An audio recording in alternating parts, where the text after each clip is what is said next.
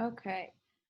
So I apologize that the original webinar did not record. We were having technical issues. The screen wouldn't share. So I'm just going to go through um, a few of the slides. I don't think it's necessary to go through every single thing because I think a lot of it is self-explanatory, but I think it is helpful to kind of get an idea of our perspective and details on logistical issues with the roles and everything. So I'm just going to go through a few of the things. So a lot of you have been involved in our previous voter engagement work. So this is kind of a basic timeline of where we're at.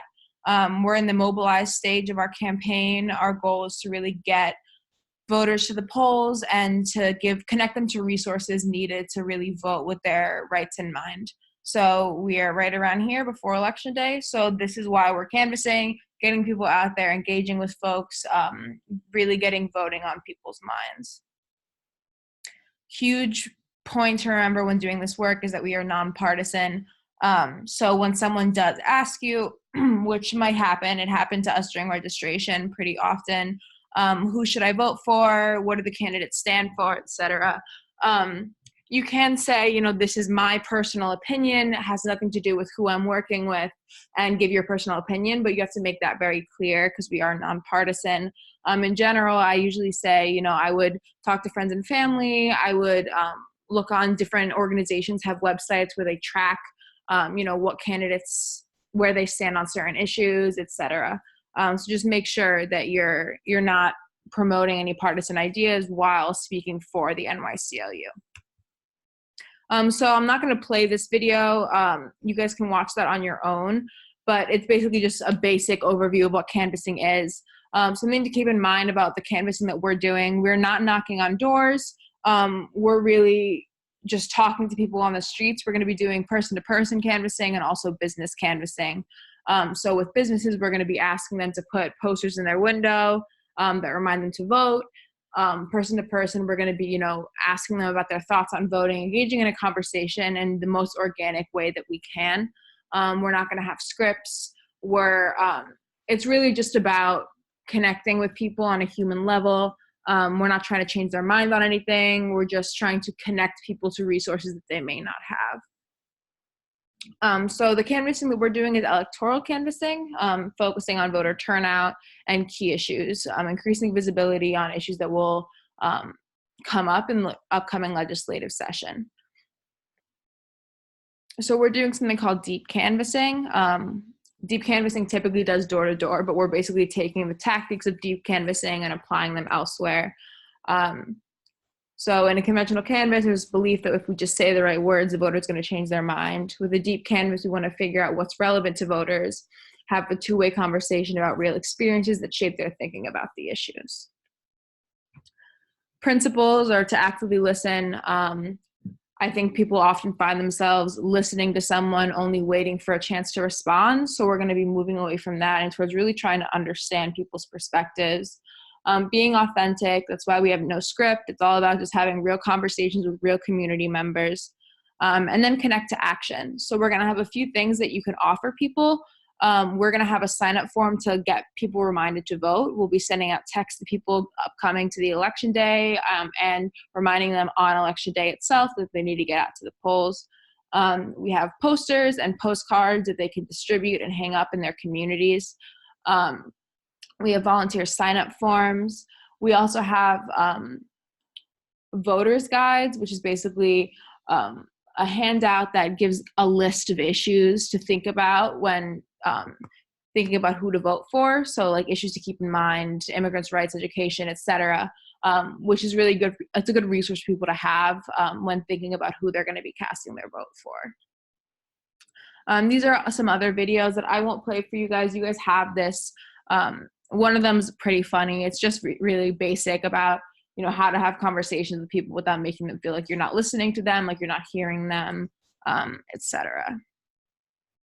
We do have this conversation guide, which we will have in a handout form. Again, not a script, just kind of a basic, just some ideas to go off of, because I think often people get overwhelmed by like not having any guidelines in terms of how to start these conversations. So these are just some basic steps that you can take a look at on your own time. And I encourage you to really tweak it and develop a a guideline that works best for you. This will allow you to go to our issue areas. So these are some of the things that are going to come up in the legislative session and also are just issues that we work on year round. So if you want to familiarize yourself with the work, I apologize for my dog in the background. If you want to familiarize yourself with the work that we're doing on any of these issues, the links are there. They're linked in under each issue area.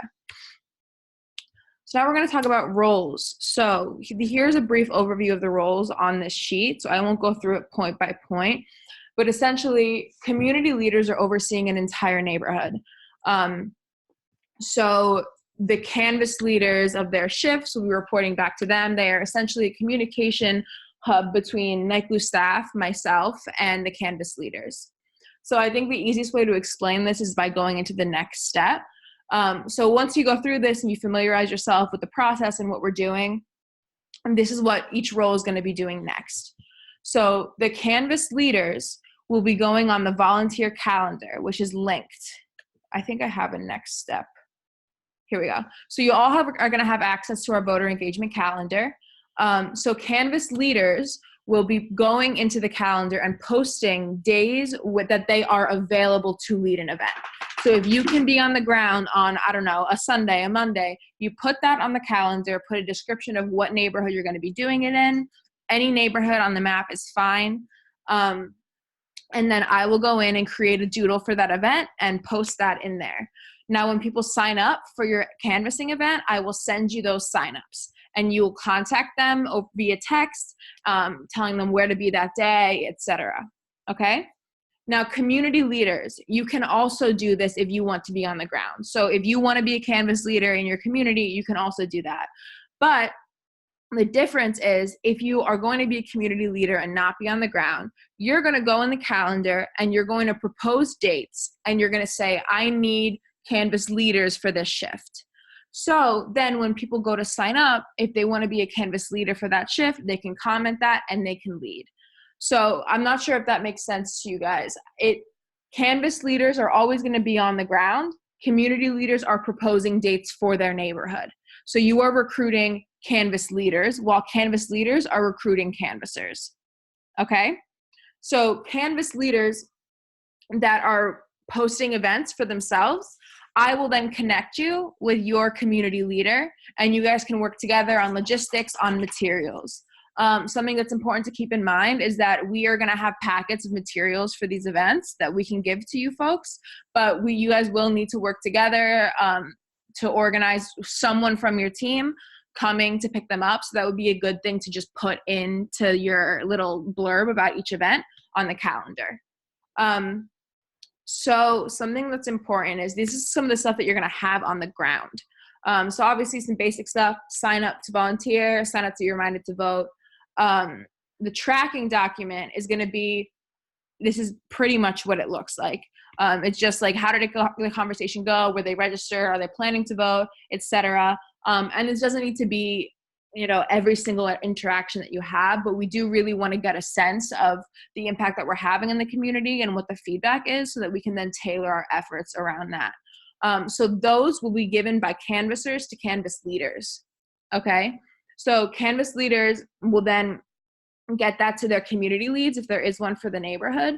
And that can be either taking pictures of them or in person, whatever works best.